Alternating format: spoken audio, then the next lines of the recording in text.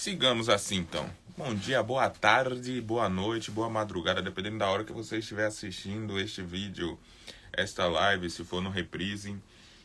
Nós estamos aqui fazendo a leitura do livro O Palhaço e o Psicanalista.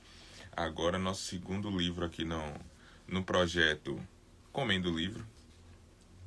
Lembrando que as lives, as transmissões ao vivo acontecem segundas e quartas-feiras, ao 12h30.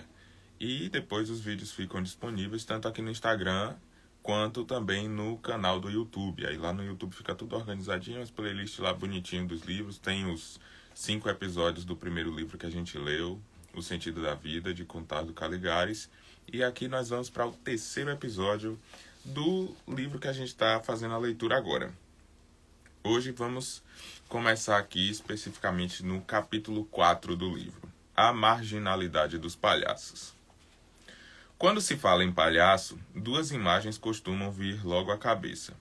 Palhaço, infelizmente, é aquele de quem muitos têm medo. Ele pega alguém da plateia para ridicularizar, faz grosserias, piadas inconvenientes. Crianças têm medo de palhaços. Filmes de terror exploram impiedosamente nossas fantasias infantis sobre tal figura. Esses palhaços malvados existem em nosso imaginário e, infelizmente, são a minoria na realidade. Felizmente, são a minoria na realidade.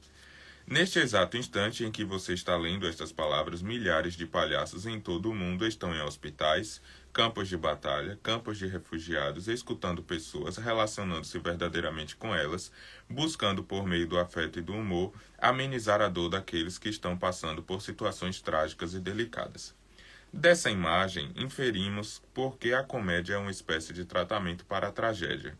Um tratamento que não nega nem destitui a existência do pior, mas que faz com ele uma espécie de inversão de sentido. Assim, introduzimos que o horizonte do que o palhaço escuta é a tragédia da vida, a sua realidade mais extensa da miséria e impotência, de pequenez e arrogância, de pobreza e desencontro que se mostra sempre como uma repetição insensata. O palhaço é um realista, mas não um pessimista. Ele mostra a realidade exagerando as deformações que criamos sobre ela. Primeira lição a tirar disso para a arte da escuta. Escutar o outro é escutar o que realmente ele diz, e não o que nós, ou ele mesmo, gostaria de ouvir. Escutar o que realmente alguém sente ou expressa, e não o que seria mais agradável, adequado ou confortável sentir. Escutar o que realmente está sendo dito e pensado, e não o que nós ou ele deveríamos pensar e dizer. A segunda imagem sobre o palhaço o coloca no picadeiro. Falou circo, pensamos logo em palhaços. No entanto, eles são muito anteriores à existência desse tipo de espetáculo itinerante. Acreditamos que palhaços são anteriores à existência de qualquer espetáculo enquanto forma organizada de arte. Palhaços têm uma espécie de função social, pois eles condensam e sintetizam a possibilidade dada pela linguagem e pela coabitação humana de imaginar e viver, a partir do mundo dado, um outro mundo possível. Com alguma facilidade, a gente consegue imaginar um grupo de ancestrais nossos, lá no tempo das cavernas, rindo de um membro do bando mais desajeitado numa caçada ou se atrapalhando ao tentar apanhar frutas. Esse momento foi quando descobrimos que podemos ser diferentes de nós mesmos. Nesse momento inventou-se a ficção, o como se, o era uma vez. Lembremos agora que o palhaço vem com a máscara, com o nariz falso, com as roupas exageradas ou inadequadas. Todos esses signos de que alguém pode ser um personagem diferente de si mesmo. Um adulto que é ainda uma criança que já é um idoso, um estrangeiro que é familiar, um desajeitado forasteiro que não entende a língua, por isso é mudo. Todos os traços do palhaço mostram uma profunda afinidade entre a ficção e a verdade das coisas. Afinal, a verdade sobre nós mesmos é que inventamos mentiras. A verdade sobre nós mesmos é que nós nos enganamos, criamos ilusões, nos orientamos por fantasias e nos deixamos levar por enganos que são apenas respostas à força de nossos desejos. Segunda descoberta decorrente da arte da escuta. Escutar é uma pesquisa sobre a verdade do que está sendo dito. Verdade entendida aqui como a relação entre aquele que diz e o que ele diz. Verdade que tem uma estrutura de ficção e não correspondência com o mundo e a ordem das coisas. A verdade que se opõe, mas que é feita também de brincadeira. Como quando se ouve que é brincando que se fala as grandes verdades. Quando alguém coloca uma roupa maltrapilha, um sapato gigante, sai correndo atrás de um carro e se coloca em posições sucessivamente ridículas, nós olhamos para a cena e rimos. Por quê? Porque vimos naquele personagem a verdade sobre nós mesmos, infantis, iludidos, humanos, ridículos e limitados. Quando rimos do palhaço, rimos de nós mesmos, porque escutamos por meio dele a verdade sobre nós. Por isso, cuidamos ao xingar os outros de palhaço, porque, repetindo, por isso, cuidado ao xingar os outros de palhaço, porque além de dizer que está o usando para se divertir, você está revelando que ele porta um fragmento de verdade que você mesmo não consegue suportar. Esse exercício de imaginação nos traz um importante aprendizado. O palhaço não interpreta um personagem, ele é. E ele é de uma forma que coloca a questão a relação entre o real e a verdade. O palhaço acolhe a vida como ela é, em toda a extensão da sua miséria e com toda a ficção que ela comporta. Vem do palhaço a arte da hospitalidade e a função de ser hospedeiro daquilo que o mundo não consegue ver ou suportar. A compreensão disso é fundamental para se entender de onde vem o riso que o palhaço nos provoca. Dos humoristas, nós rimos das piadas, dos palhaços, nós rimos deles. De como eles são tontos, de como eles são atrapalhados, de como são desajeitados. Mas rimos também de como eles, nessa atrapalhação toda, revelam como todos nós somos. Fomos ou seremos assim atrapalhados, desajeitados e tontos. Os dangas eram pigmeus, trazidos do interior da África e no Antigo Egito. Dançavam para fazer os faraós rirem. Os bobos da corte e os bufões da Idade Média eram gente torta e esquisita, em geral estrangeiros, que podiam dizer certas verdades aos reis, justamente porque estavam à margem da disputa social pelo poder. A figura e a função do palhaço têm íntima relação com os diferentes e desviantes em geral, os loucos, os bêbados, os mancos, os anões. No início do Renascimento, tanto no Oriente quanto no Ocidente, eles participavam da corte assistindo a intrigas palacianas e acompanhando as peripécias reais, mas em posição da exterioridade como uma espécie de consultores neutros. Neutros porque não eram considerados inteiramente como nós, não inteiramente humanos. Essa distância é uma condição imprescindível para a escuta. Sabemos intuitivamente que alguém de fora, deslocado, estrangeiro, meio sem lugar ou sem interesses diretos no problema, nos oferece um retrato mais parcimonioso e claro do que quem está vivendo a situação por dentro. Somos frequentemente sufocados pelo excesso de interioridade em uma mesma rede de problemas, de pessoas e de olhares que são repetidos em forma circular e pouco transformativa. Disso emerge uma consideração sobre a prática da escuta. Ela exige que nos coloquemos ao mesmo tempo em uma posição muito distante e muito próxima do outro. Tornar-se palhaço é encontrar esse lugar de estrangeiro no interior de uma situação familiar, mas é também encontrar o conhecido dentro do estrangeiro. O estrangeiro que habita cada um de nós. Essa capacidade de olhar de fora, mesmo estando dentro, cria um novo jeito de admirar o outro, de estranhá-lo, de encontrar nele algo que ele mesmo não está vendo. Colocado dessa maneira, o palhaço pode ser apresentado como uma espécie de diplomata e de solucionador de problemas entre dois mundos, o mundo de dentro e o mundo de fora, o mundo do nós e o mundo do eles. Os antropólogos chamam a condição de alguém que habita essa zona intermediária ou de transição entre duas ou mais culturas de marginal. Aquela pessoa que nasce em uma cultura, que aprende seus costumes, suas línguas e regras e depois disso viaja ou emigra para outro país, outra cidade ou outra região, torna-se com o tempo um marginal. Ele pertence aos dois mundos, mas não pertence definitivamente a nenhum deles. Quando chega nessa outra cultura, ele pode se adaptar, aprender os costumes e a língua, mas sempre será percebido e se sentirá em parte alguém que não é daqui. Nessa posição de distância relativa, ele consegue ver e escutar coisas que aqueles que são nascidos e criados ali, que se identificam plenamente com seus lugares sociais, não conseguem. Mesmo que regresse à sua cultura original, terá passado tanto tempo fora que perdeu uma parte da história. Fica assim meio deslocado em sua própria família ou cultura de origem. Esse é o marginal, esse é o palhaço. Nós tendemos a naturalizar nossa própria cultura, tomá-las como centro do mundo, achar que tudo nela sempre foi assim e assim continuará sendo. Mas quando a criança chega a este mundo, ela não se comporta imediatamente como parte dele. Ela estranha o mundo, como estranha a própria mãe quando descobre que ela é sua. Quando desiste de perguntar por quê, sua perplexidade declina e ela se torna um de nós. O palhaço, assim como o bom escutador, é alguém que recupera a arte de se espantar com o mundo e com os outros. Por isso ele é tão frequentemente retratado como alguém ingênuo e que ainda não sabe das coisas. Pois bem, o palhaço é como um estrangeiro que chega em uma situação e começa a se comportar de forma imprópria. Ele faz aquelas perguntas ou toma aquelas atitudes que adoramos ver as crianças fazerem, pois revelam a estrutura da verdade de uma situação. Ele nos lembra que, um dia, todos nós perguntamos por que as coisas são assim, em vez de simplesmente seguir o fluxo da repetição cotidiana. Se o palhaço nos devolve a perplexidade, revelando afinal quem nós somos e como somos, ele nos informa também que a arte de escutar é meio oposta à arte de entender.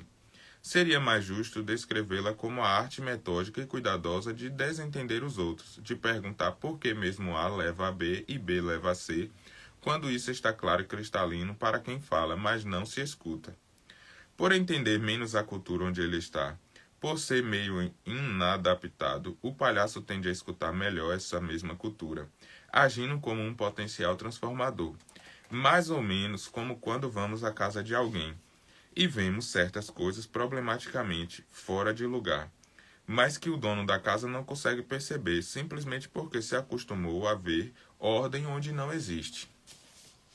Isso vale para culturas, para países, idades da vida, posições sociais ou de gênero, mas também empresas, se as consideramos como subculturas. Não à toa as corporações se valem tanto de consultores externos, coachings e mentorias, palestras motivacionais e outros recursos necessários para tirar as pessoas do modo de escuta na qual elas parecem congeladas e absortas como zumbis, repetindo seus próprios costumes. Essa intervenção funciona como o departamento dos bobos da corte. Há uma nota aqui, terceirizados. Essa nota. Eu e minha querida amiga palhaça Mônica Malheiros, da POP, Palhaços a Serviço das Pessoas, temos o sonho de implementarmos um departamento de bobos da corte nas empresas. Palhaços que passariam algumas horas semanais circulando nos departamentos, escutando as mazelas e contribuindo com seu olhar marginal. Dava certo nas cortes, por que não daria no universo corporativo? Bom, na Idade Média, os palhaços eram esses estrangeiros muitas vezes anões ou pessoas com deformidades que nunca poderiam aspirar a uma posição na administração ou no governo. Aqui vai outra lição prática. O palhaço tem que estar em uma posição marginal ou periférica com relação aos interesses, para poder escutar e fazer rir melhor. Ele deve aparecer como uma criança, que diz que o rei está nu, ou como um errante, sem lugar, justamente porque faz a função da crítica do poder instituído. Daí que a irreverência e a ironia, ainda que aparentemente involuntárias, estejam em sua atitude básica. É como se ele não entendesse as regras, como se ele falasse outra língua. Nessa posição, ele consegue observar melhor a comédia e a tragédia dos interesses humanos.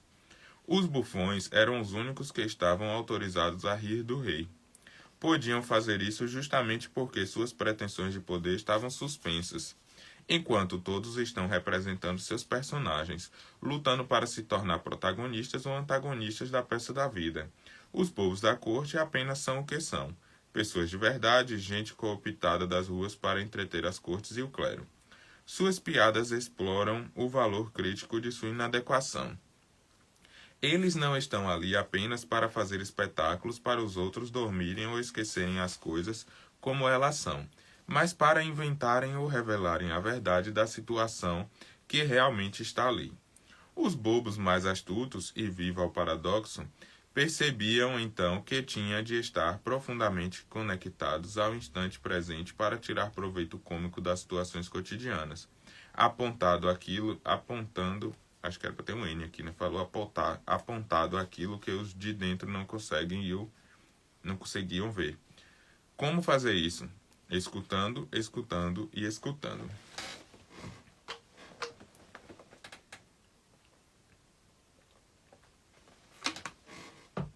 Capítulozinho relativamente grande. Eu não gostei muito bem da narrativa desse capítulo, porque ela tem um misto de negligência entre a condição a qual essas pessoas eram submetidas, uma condição que eu vou chamar resumidamente aqui de exploratória, né? Eram de certa forma explorados, quando a gente fala aqui, né, de bufões, bobo da corte, de como eles eram explorados pelo clero e pelos reis, né, pela corte. Então, há de certa forma uma negligência nesse sentido, numa tentativa de transformar a narrativa numa outra perspectiva, como se fosse uma coisa extremamente necessária e eficiente para uma crítica social daquele momento ali. Então, assim, provavelmente, né, esse capítulo aqui foi escrito pelo Palhaço, há uma intenção de modificar essa narrativa, ou de modificar não, né, mas de trazer uma outra perspectiva, uma outra narrativa, que, bom, eu particularmente não consigo compactuar dessa perspectiva assim completamente, né? Possa ter nuances do que foi trazido aqui, mas negligenciando a outra perspectiva aqui de um viés em que eles foram muito provavelmente, né, explorados, e que havia uma crítica depreciativa nesses papéis, nessas pessoas, nesses sujeitos que exerciam esses papéis aqui. Então, nesse aspecto aqui, eu não gostei muito desse capítulo, não. Mas ele traz algumas questões aqui que cabe a gente pensar dentro dessa perspectiva em que ele tenta colocar o palhaço, que é a perspectiva da escuta para quem está de fora.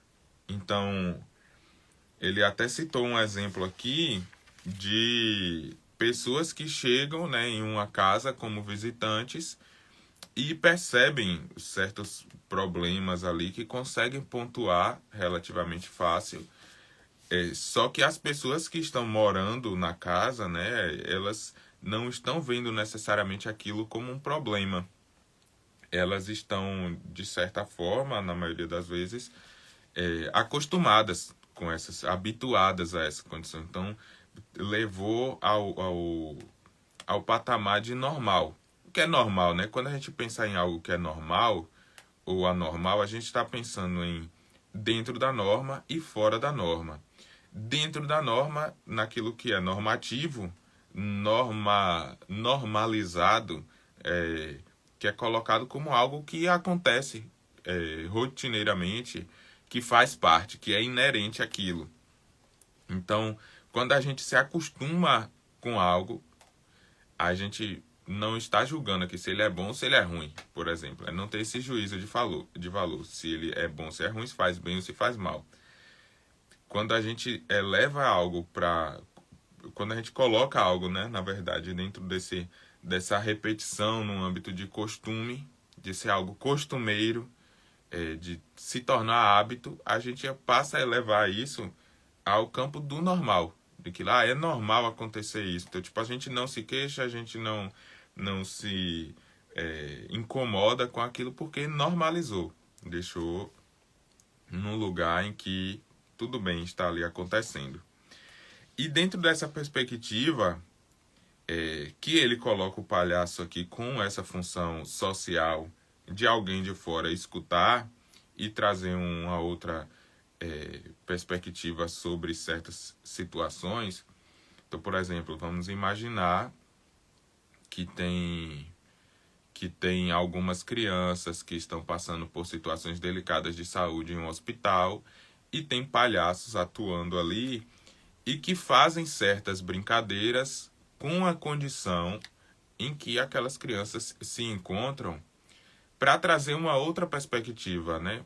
Em vez de ser aquela perspectiva de dor, de sofrimento, de lamentação por aquela condição, por aquelas circunstâncias, traz uma perspectiva cômica, né? De certa forma, de graça, não sei se seria correto dizer de alegria ou de felicidade a respeito daquilo, mas um olhar que, de certa forma, possibilita com que você passe por aquela situação de uma maneira menos impactada, né? Vamos dizer assim, que você sofra menos o impacto doloroso daquela circunstância.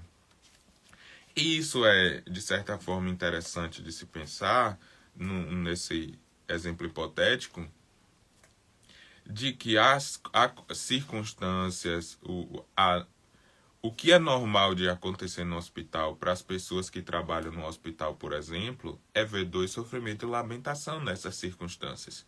E um palhaço que chega de fora, ou até alguém que é do corpo de funcionários ali do hospital, por exemplo, um enfermeiro, enfermeira, um técnico de enfermagem, um médico, enfim, qualquer profissional que ocupa esse lugar de palhaço, né, que assume esse papel, de certa forma ele faz essa transmutação, né, de deixar de ser aquele profissional para passar a ser esse outro profissional aqui, o palhaço, que vai agir a partir de uma outra norma, né, de normalizar uma outra circunstância.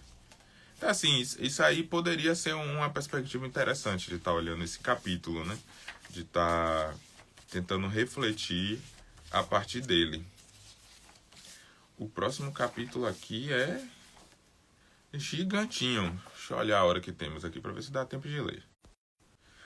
Não, 5 minutos. Para 1 hora não vai dar tempo de ler. Gastei aqui uns 20 minutos para ler esse capítulo 4 aqui. E o 5 é talvez o dobro aqui do capítulo 4. Mas vai trazer essa primeira perspectiva de escuta, de certa forma, né, a partir da figura do psicanalista. E com isso a gente vai se encontrar quarta-feira, 12:30, para dar continuidade aqui a essa leitura.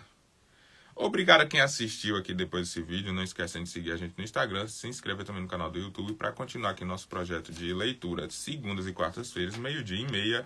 A gente faz a leitura de um livro não necessariamente psicanalítico, mas que podem suscitar algumas questões aqui para a gente refletir e pensar sobre a nossa vida cotidiana, né? Tanto pessoal quanto profissional. Um abraço, até a próxima.